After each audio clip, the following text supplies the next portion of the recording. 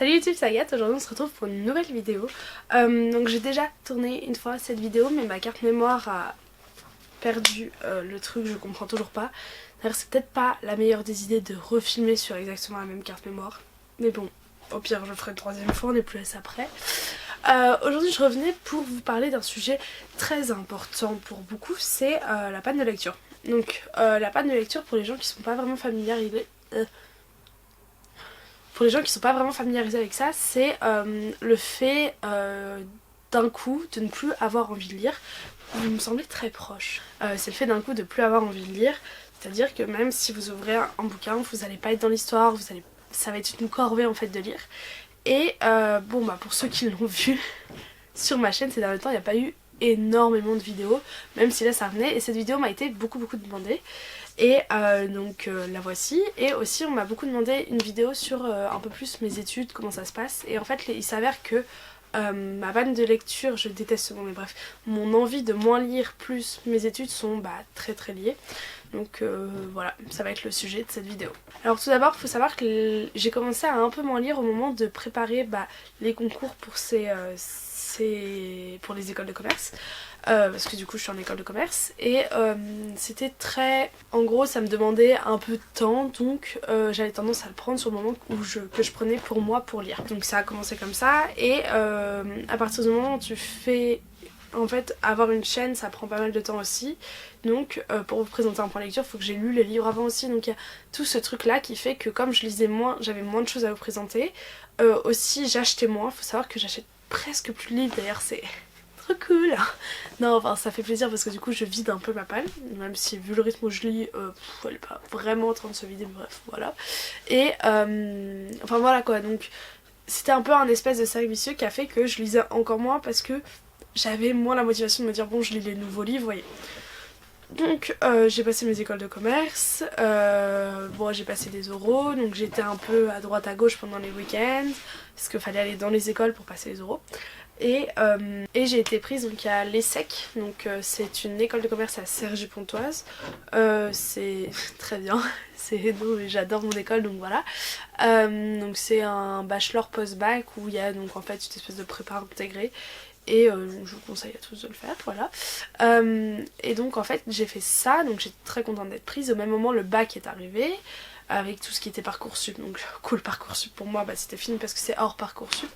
Et j'ai eu donc à réviser le bac, donc pareil je lisais moins, je faisais moins de vidéos, voilà. Et même en fait il y a un moment où j'ai un peu lu, mais du coup c'est du temps que je faisais pas pour faire des vidéos, les monter et tout, donc voilà. Oui c'est ça en fait, j'étais beaucoup moins régulière et on va pas se mentir, quand t'es moins régulière les gens regardent moins tes vidéos, vous voyez ce que je veux dire. Donc voilà, donc c'est comme ça que c'est arrivé un peu dans un cercle vicieux. Puis je suis partie 2 mois en Australie et bon ça je vous avais prévenu que pendant l'été je serais pas du tout régulière, que voilà j'allais vivre mon aventure. J'ai l'impression d'être dans les Marseillais, que j'allais faire mon truc quoi, et voilà on verrait plus tard. Et donc c'est ce que j'ai fait. Et je faisais des petits vlogs et tout, j'ai fait une vidéo avec ma choresse que je vais monter ce week-end, je vous jure c'est mon goal du week-end, ça va faire limite 1 an à force. Donc là faut que je me bouge, ça fait 6 mois qu'elle est sur mon ordi donc je la monte prochainement. Ça va me faire bizarre de me revoir d'ailleurs de cet été, bref. Et voilà, donc quand je suis revenue d'Australie, le jeudi. Je me rappelle que le jeudi en rentrant de l'aéroport j'arrivais dans ma coloc, je l'ai déposé des valises et je suis rentrée chez moi, j'ai dormi. Non même pas, j'avais l'anniversaire d'un pote donc je sais pas comment mon corps a tenu cette journée, mais je rencontre mes colocs.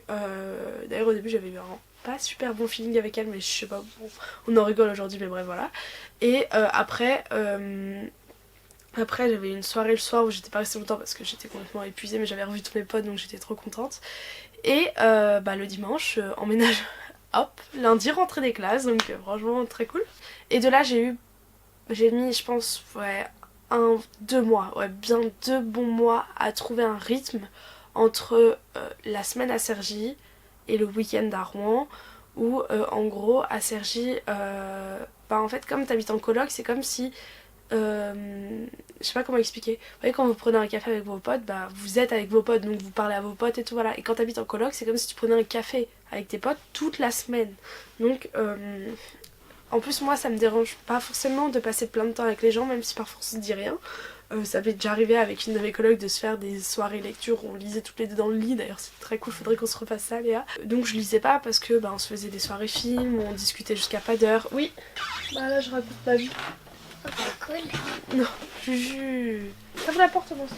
Je veux savoir ta vie, moi. Mais tu la connais ma vie. Non. Après toi tu parleras de ta vie. Ouais. Je sais pas. Et donc voilà, j'avais du mal à trouver un rythme.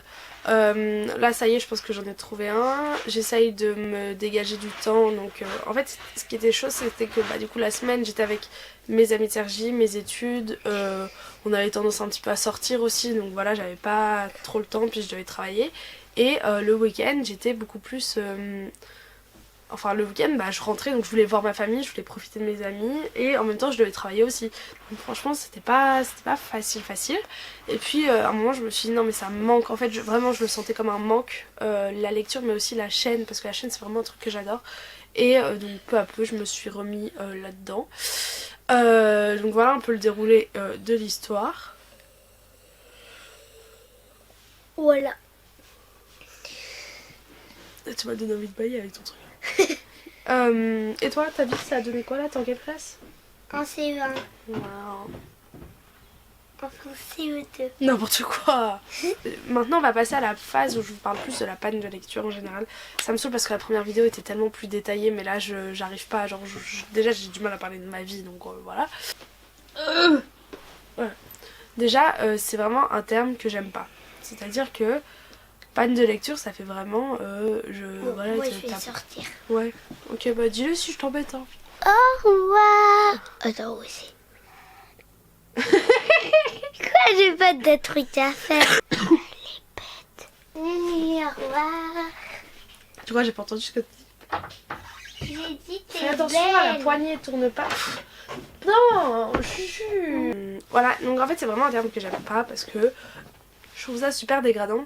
Je me dis qu'à un moment de ta vie tu peux avoir envie de pas lire, voilà, c'est pas grave. Et j'ai eu aussi toute cette remise en question de me dire est-ce que je mérite 4000 personnes qui me suivent alors que je suis même pas capable de lire un livre en un mois. Alors que je vois des filles sur Instagram ou même sur YouTube qui ont le même nombre d'abonnés, si ce n'est même moins. Enfin, je sais pas comment, vraiment j'ai pas envie d'être dégradante, mais...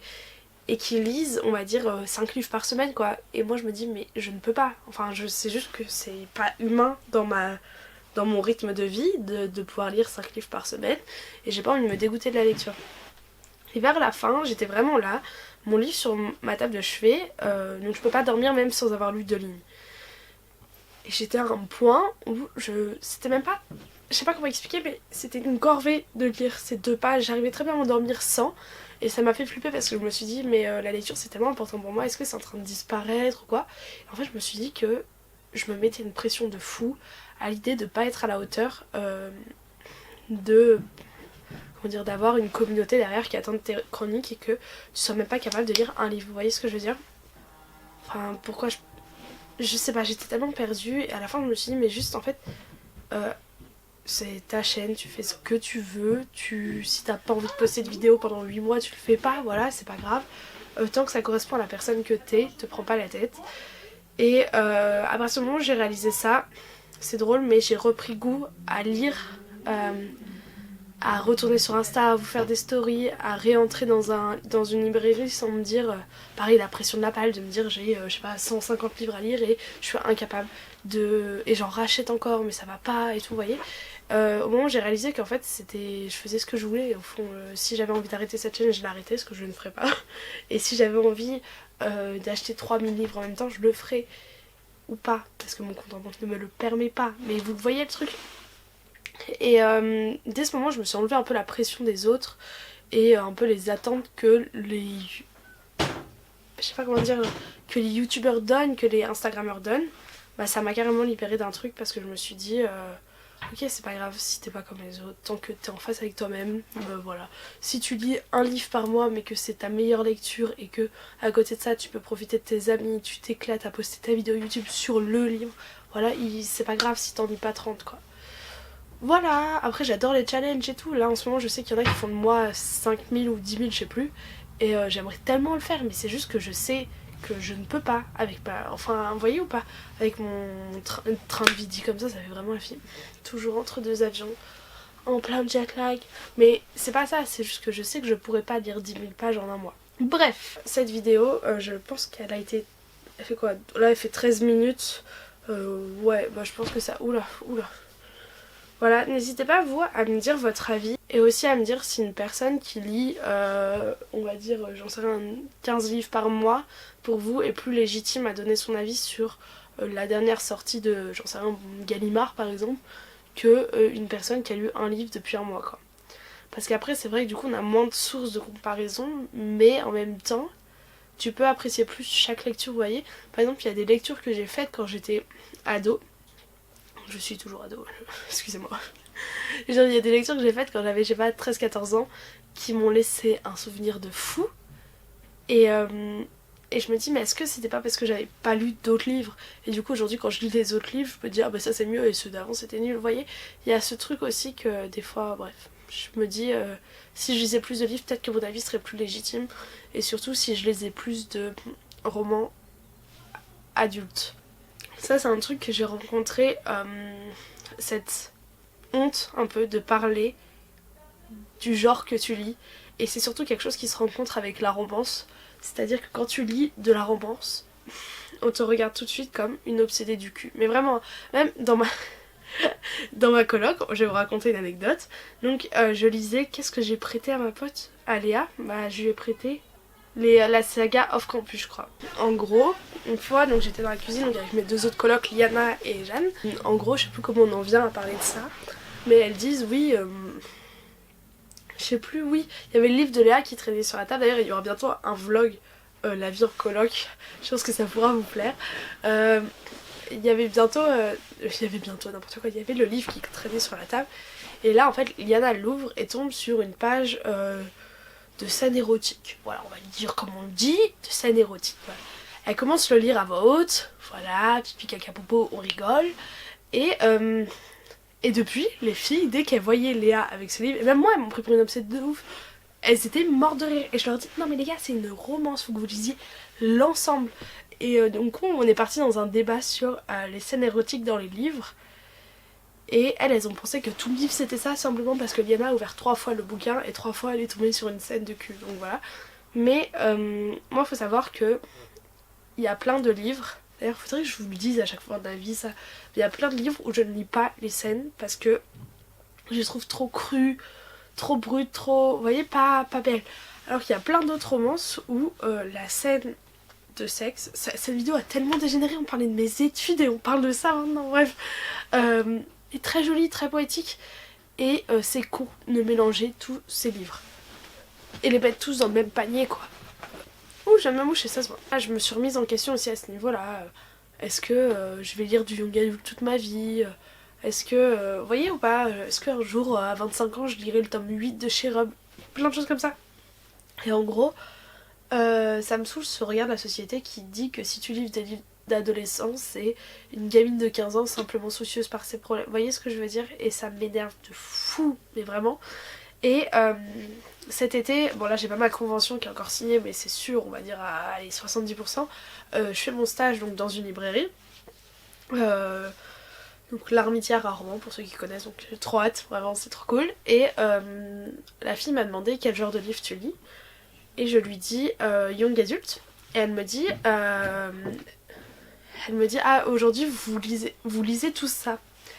Et je me suis dit oui en fait. Et mais pourquoi genre la société autour ne change pas en mode toujours un peu dédaigneuse de ce truc. Elle était pas du tout dédaigneuse, hein, pas loin de là, mais vraiment. Et je me dis mais le young adulte c'est tellement un genre intéressant et qui soulève plein de sujets de société et on continue d'avoir une mauvaise opinion de lui. Et après je lui ai dit aussi romance et j'ai dit, j'avais peur de le dire romance, vraiment je me suis dit elle va me prendre pour une petite fille écervelée, vous voyez. Elle m'a dit oh ça c'est bien ça, notre rayon romance il est pas du tout top, on comptait le remettre un jour et tout, bah hésite pas si t'as des coups de cœur à nous dire, on les mettra plus en avant et tout. Vous voyez. Et là je me suis dit Yes, j'aime ça, vous voyez, j'aime. Et pareil, trop bête que le rayon romance n'existe pas plus, mais c'est parce que les gens, mais même moi la première, quand je suis dans mon rayon à la librairie, que je suis donc Young Adult, j'assume, je passe, en gros ma Fnac, ça fait Young Adult, et après t'as le corner roman juste là. Je suis là, et dès que je tourne là, je vous jure que j'ose moins regarder, je suis là, voilà. Et c'est tellement bête, et cette autocensure, mais bon bref. Voilà, j'arrête parce qu'on pourrait continuer des heures, n'hésitez pas à m'écrire des romans dans les commentaires sur cette polémique. Polémique, vous m'avez comprise. Voilà, je vous fais plein de gros bisous. En attendant la prochaine vidéo, prenez soin de vous. Et bah voilà, n'hésitez pas à me dire vous ce que vous pensez. Et ouais, surtout ça, sur la légitimité, sur les genres, tout ça. Bref, voilà, plein de gros bisous. Et à très bientôt dans une prochaine vidéo qui sera peut-être un vlog. Who knows? Bisous.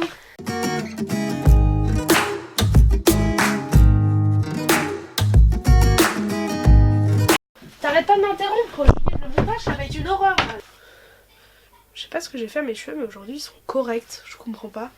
Enfin non, c'est cool hein, mais j'ai tellement l'habitude de devoir me batailler avec eux que là j'ai l'impression de sortir de chez le coiffeur. Miniature, miniature, miniature.